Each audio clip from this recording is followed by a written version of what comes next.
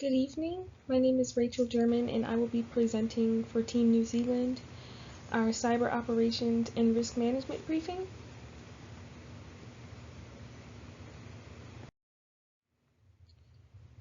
For a brief introduction, the nation-state of New Zealand has developed a presentation for the CISO that will discuss the various cyber operations and risk management discoveries and recommendations that we believe will benefit in enhancing our environment. The first topic that we will be discussing is software assurance. Software assurance implemented by New Zealand needs to be effective in ensuring all software acquired is operating as intended. Following the events of the summit, we were tasked with reviewing and selecting a systems development lifecycle that can follow software and application throughout its lifespan, supporting our organizations. An SDLC is an application development lifecycle that allows the planning, creating, testing, and deployment of information systems. It loops in many cross-functioning teams and requires an expected level of knowledge and throughput in order to be successful. The model selected during the conference must successfully execute all 7 stages of the SDLC in order to meet the security needs of our nation, as well as allowing our cyber ops and risk management teams to implement and carry out their required duties. In this section, we will be discussing what is software assurance needs, current methodology, and attributes.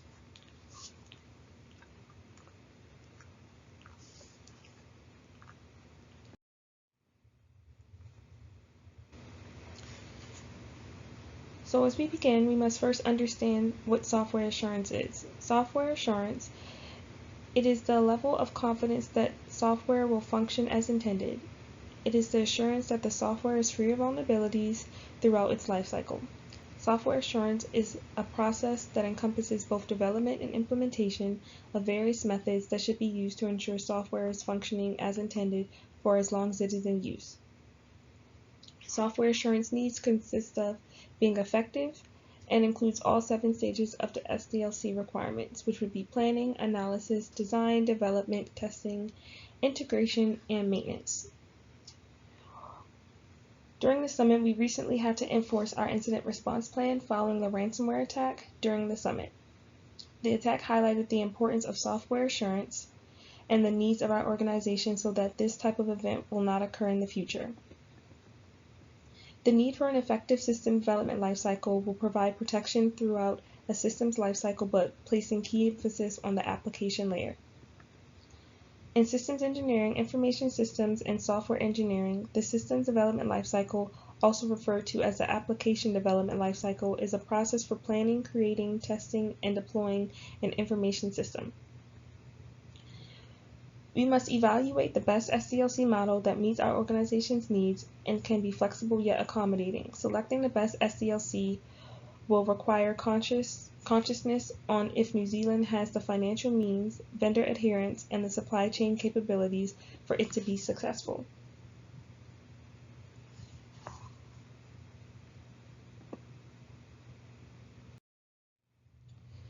In this portion of the presentation, we will be reviewing some of the SDLC models that were reviewed prior to the selection of the one we decided to proceed with. In this section, we had reviewed the waterfall model and the prototype model. The pros of the waterfall model is that it utilizes a clear structure, determines the end goal early, transfers information well. However, the cons of the waterfall model consist of it makes changes difficult or not an option, it excludes the client and end user, and delays testing until after completion. Pros of the prototype model is that we can reuse the prototype in the design phase and for similar applications, and it allows users interaction and feedback prior to design. Agreements are made during design phase, and once production begins, there are limited room for changes. Although the limited room for changes can also be considered a con, it's expected that the small changes that are made are available. Cons of the prototype model is that timing is one of the most noticeable disadvantages. Misconceptions regarding the arrival of the final product, poor decision making, misunderstanding regarding the final versions, and a high upfront cost and insufficient analysis.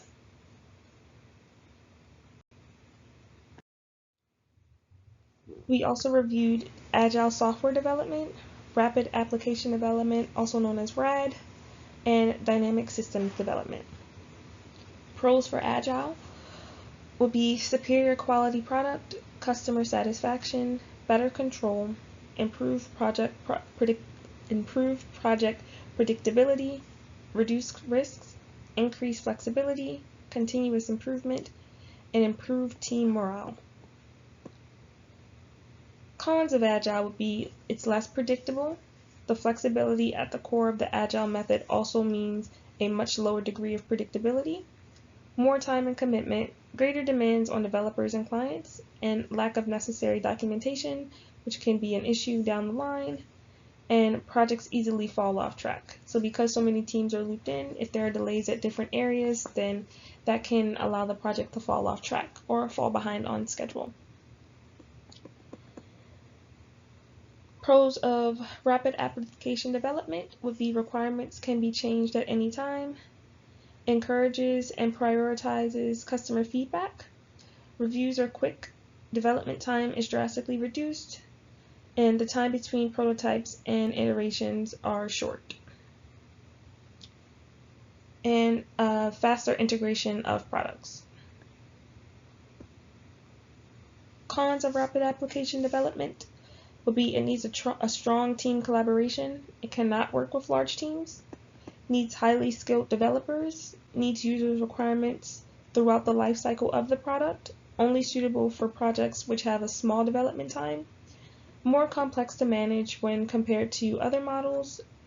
And only systems that can be modularized can be developed using rapid application development. Dynamic system development pros would be that the system development involves end users to help develop basic function and speeds up the process. Other pros of dynamic systems development would be dynamic systems work in the range of time limits and budget limits and allows for flexibility and continuous development. And the cons would be the complexity of the development methodology makes it less popular. Dynamic systems are effective for companies with one-time projects or small budgets. We next looked at the spiral model and extreme programming. Pros of the spiral model is that the spiral model leads to minimal risks because of extensive risk analysis. The spiral model is good for large projects and high-risk projects. The revolving nature of the spiral model allows for changes to be made in late stages because of the repeated phases of its nature. Cons of this model would be risk analysis is heavily relied on. A flawed risk analysis can lead to a faulty project. Projects with minimal risk factors can be a waste of resources. The spiral model can also lead to results that are without a conclusion. Pros of extreme programming would be extreme programming allows for software to be created for unstable environments. It is cost-effective method for software development, with extreme works well for both large and small teams. Extreme ensures that customer interaction and involvement are part of the development process. However, cons are cost is hard to determine because of continuously changing project requirements. Frequent meetings with all parties involved can lead to large expenses and make it harder to determine the length of the project. Developers can find the work tedious if too many changes need to occur. We also looked at feature-driven development and joint application development. Pros for feature. It helps in accelerating software delivery for big projects with a guarantee of success. Multiple teams can work in parallel when using FDD. Cons would be project owners are provided almost zero documentation with FDD. FDD is not well suited for smaller projects. Success often comes down to how experienced a team lead is when using the FDD methodology. Joint application development pros. It allows for high quality software to be created. Using this method has a low tendency of error. JAD, also joint application development, tends to have high client satisfaction because it uses user participation during all stages of production. However, the cons would be it requires an elevated level of skill and work experience to be successful, and users must commit a lot of their time to ensure success, and often expected results are too high from the clients. We also looked at lean development and rational unified process. Pros of lean development. It's an effective way to control the budget of a project, often allows project teams to work with speed and beat deadline dates. Lean reduces waste, improves efficiency, and increases productivity. Cons would be lean requires complete buy-in from all developers or production suffers. Errors can derail a project because the streamlined process allows for little error. Pros of rational. It's a unified process that emphasis on documentation such as templates and guidelines. The documentation allows for sequential processes. Development is constantly monitored for quality and no separate timeline is needed for integration. Cons would be it requires expert skills and is not suitable for inexperienced users. Newer technologies will not work well for current documentation, and various stages can be complex and difficult to organize.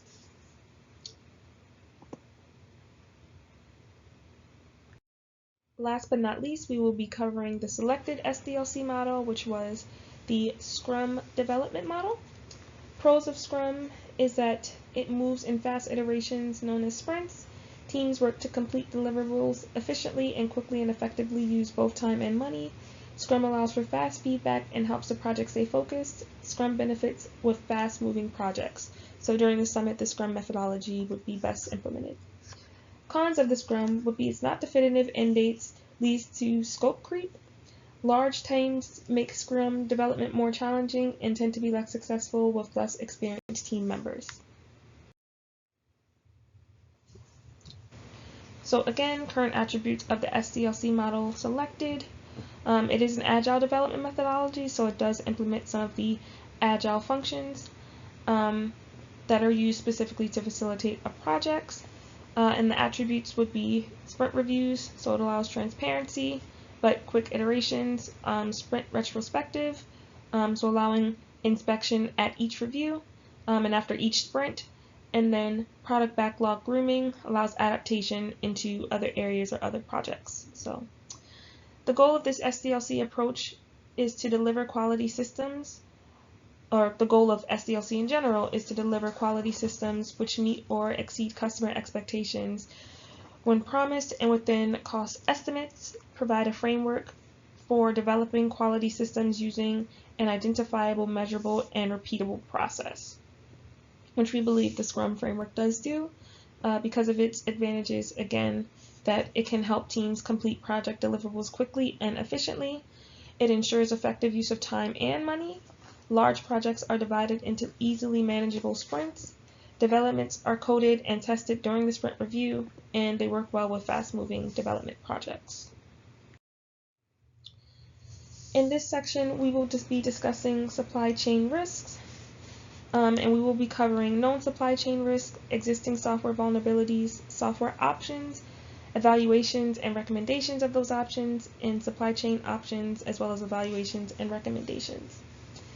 So the SDLC model implemented should also address any of the known supply chain risks. At the summit, each nation experienced a cyber attack that illuminated the importance of protecting not only our networks, but also the software we have connected to it.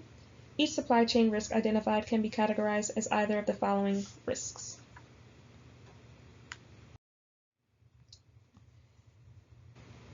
Either they will be considered cyber risks, financial risks, ethical risk, or environmental risk. Cyber risks are related closely to the CIA triad and can result in the loss of confidentiality, integrity, or availability of data, information, or their systems, and it hinders organizational operations. Financial risk arises from instabilities both internal and external to the organization and can stem from market changes relating to stock, currency, interest rates, and so on. Any risk relating to financial transactions are to be considered financial risks. Acquiring software that is later deemed unsatisfactory or not beneficial would be considered a financial risk. Also, the acquisition of software that costs more than it is benefiting is a financial risk. Ethical risk is the unexpected negative consequence of unethical actions. It focuses more on the premise that every action has a reaction. Carrying out any unethical action poses an ethical risk and can impact all other areas of risk defined. Environmental risk is a probability that a particular event within an environment can occur. Examples of environmental risk would be injury, disease, or death. These risks usually arise from other variables like air contamination, toxic waste, pesticides, heavy metals, chemicals, or other products ending up in the products, and temperature relating to weather. In addition to supply chain risk, we must also take into consideration what vulnerabilities are currently present within our organization. Existing software. Known software vulnerabilities fall under either system or application. System vulnerabilities arise when there is a flaw or weakness in the system itself or network that can cause a weakness leading to exploitation, damage, or allowing an attacker to gain access. Application vulnerabilities are also weaknesses. However, they reside within the application and can allow attackers to exploit these vulnerabilities, harming the security of the application.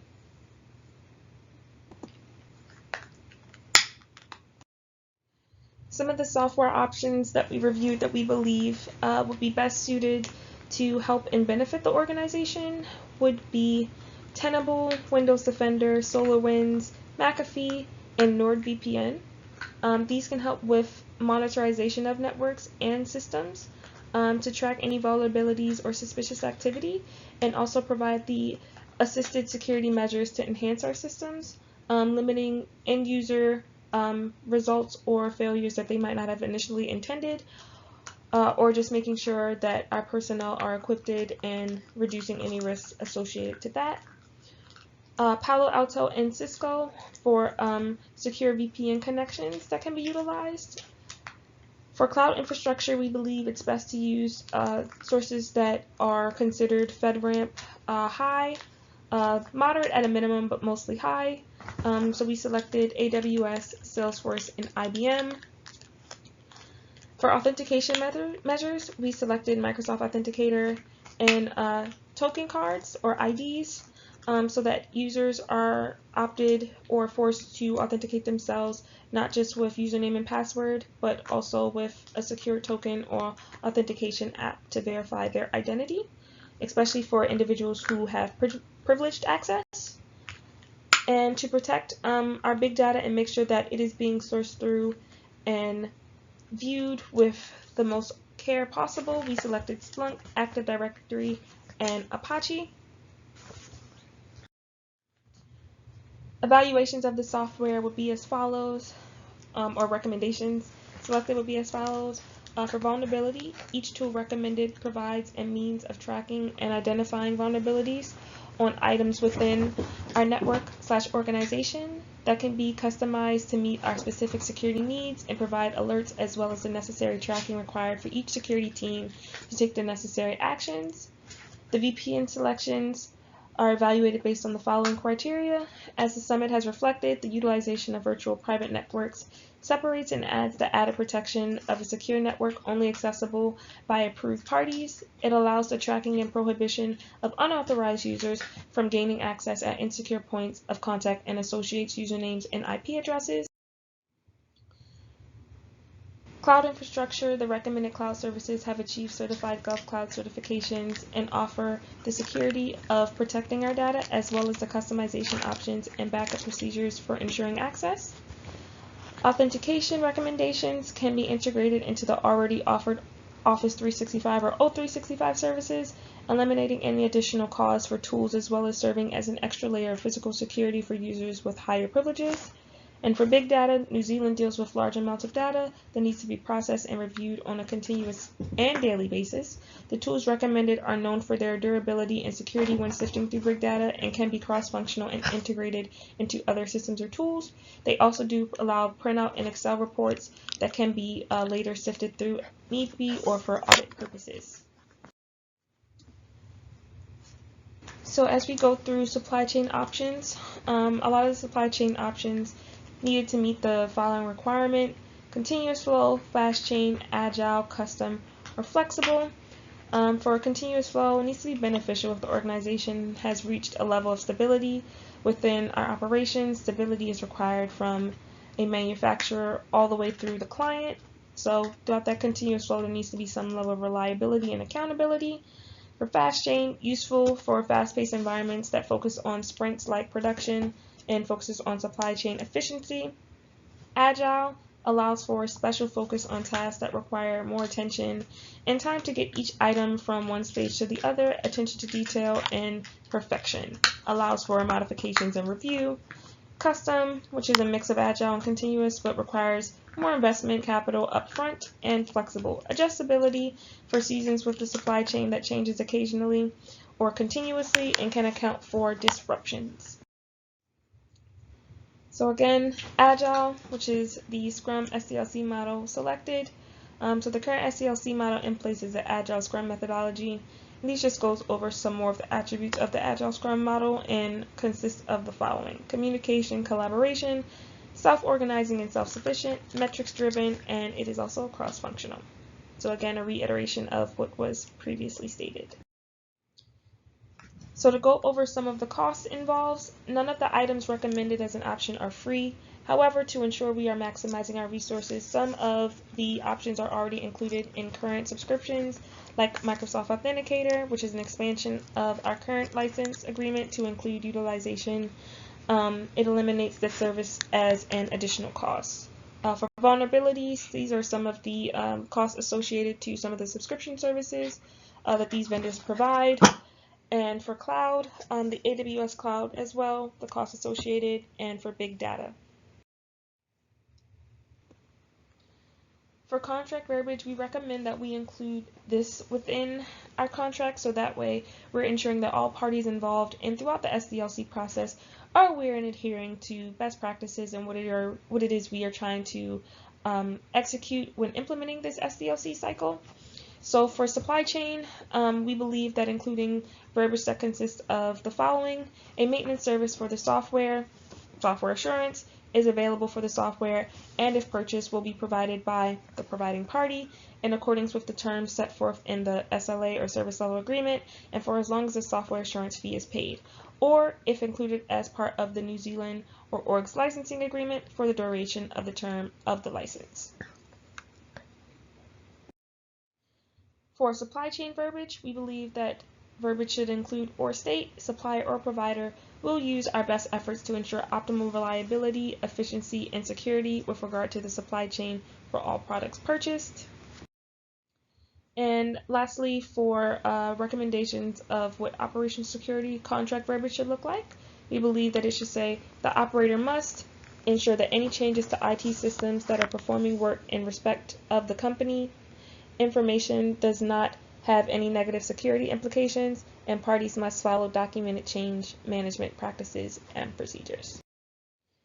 This precedes our cyber operations and risk management briefing, and we will pause for any questions. Thank you.